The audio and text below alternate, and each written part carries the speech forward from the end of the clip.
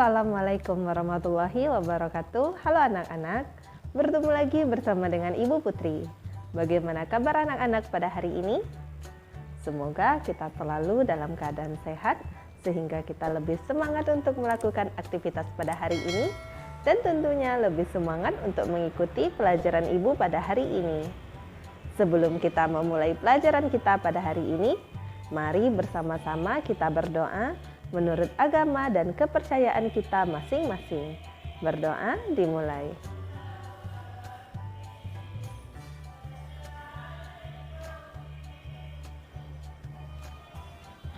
Berdoa selesai. Materi pembelajaran kita pada hari ini yaitu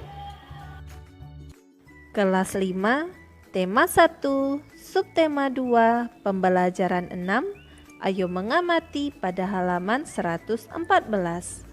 Kamu telah mengetahui berbagai macam gerak otot, termasuk macam gerak otot yang manakah gerakan-gerakan pada gambar berikut ini?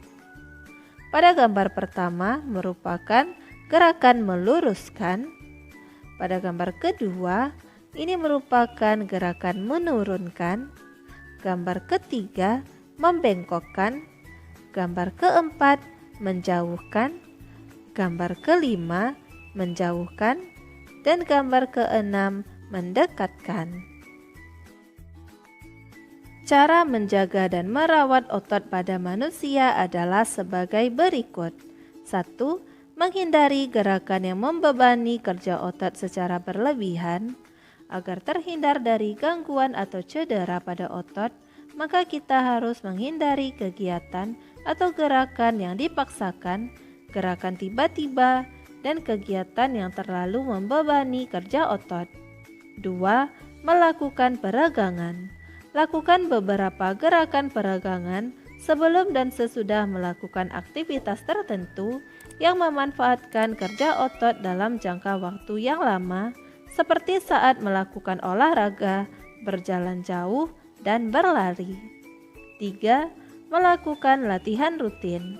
Banyak latihan fisik yang dapat kita lakukan untuk menjaga kesehatan otot.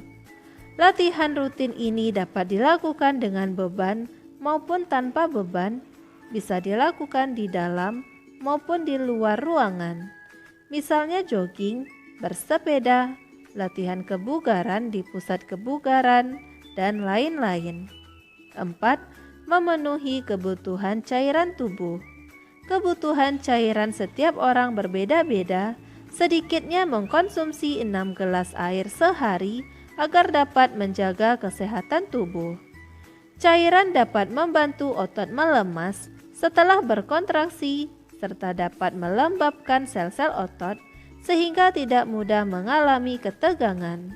5. Mengkonsumsi makanan yang bergizi dan bermanfaat bagi otot. Banyak jenis makanan yang mengandung gizi yang baik bagi otot, khususnya untuk pembentukan otot. Makanan-makanan tersebut antara lain putih telur, susu, ikan tuna, sayur brokoli, dada ayam, daging sapi, minyak ikan, keju, kacang almond, dan kacang Arab dan bayam. 6. Meringankan nyeri otot. Gunakan krim khusus otot untuk menimbulkan rasa hangat sehingga otot yang kram menjadi lebih rileks. Adarai Binaragawan Perkasa Indonesia. Adarai adalah sosok pria perkasa yang sangat terkenal di Indonesia, bahkan di dunia. Sebagai binaragawan Indonesia, banyak sudah prestasi yang diraihnya, baik di tingkat nasional maupun internasional. Saat ini, Adarai telah pensiun sebagai atlet binaraga. Meskipun demikian, ia tetap aktif menjadi pembina dan membuka tempat kebugaran di beberapa daerah di Indonesia. Pada waktu kecil, Adarai hanya seorang anak kecil yang memiliki tubuh kurus, bahkan bisa dibilang sangat kurus. Pada umur 10 tahun, Adarai hanya memiliki berat badan 25 kg, bahkan hingga mencapai remaja dengan tinggi 183 cm, berat badan Adarai hanya 55 kg. Adarai dia memiliki minat yang tinggi dalam bidang olahraga.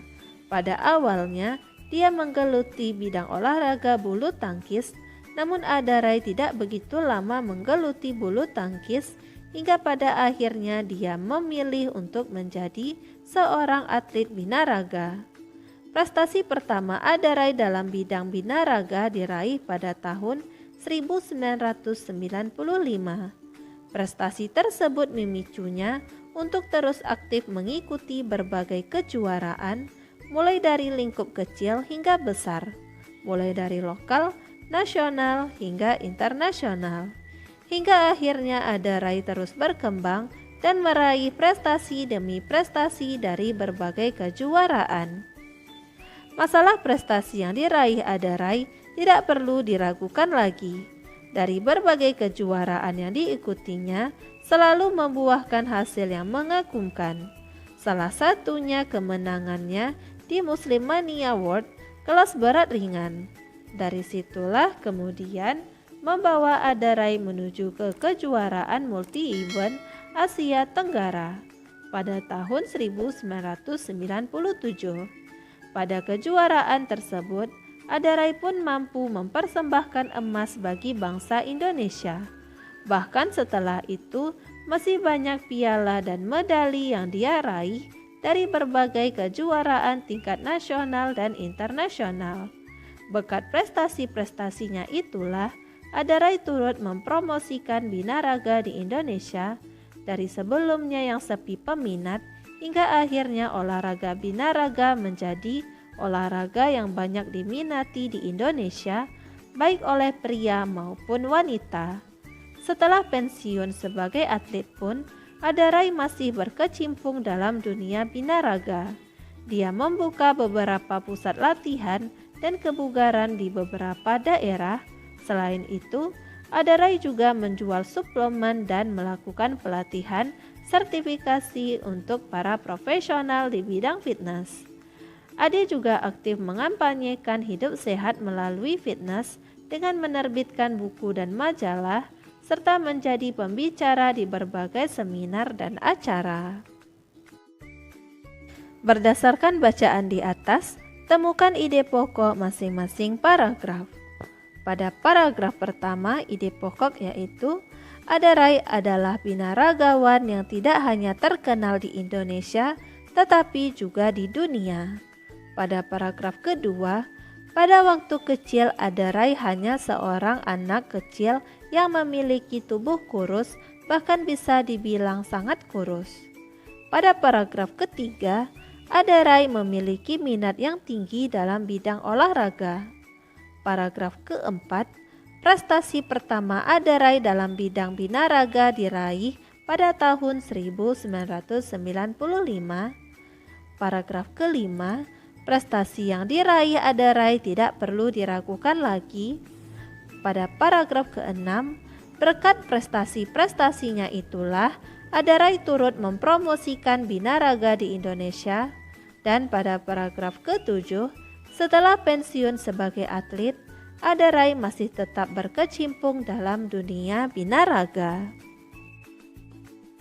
Ayo berkreasi pada halaman 119.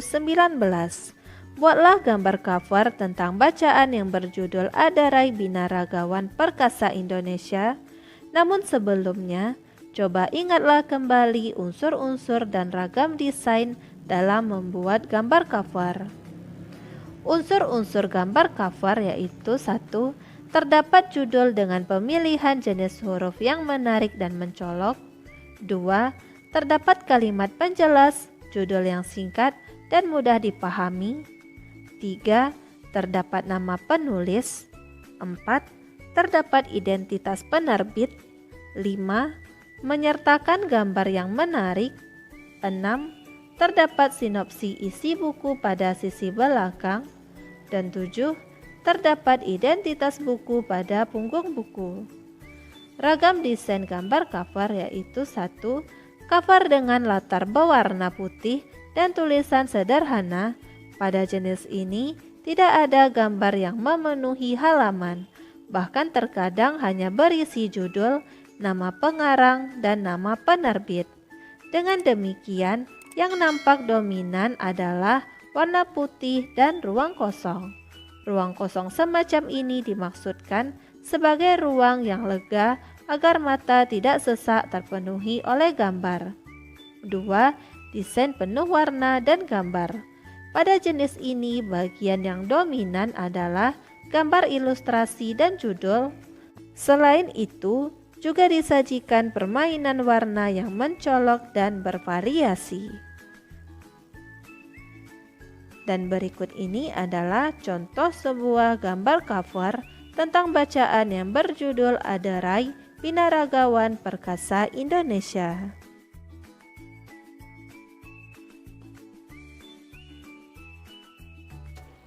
Demikianlah materi yang dapat Ibu sampaikan pada hari ini.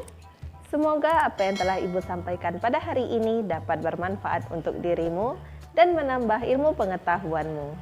Jika dalam penyampaian materi ada tutur kata Ibu yang kurang berkenan, Ibu mohon maaf. Akhir kata, wassalamualaikum warahmatullahi wabarakatuh.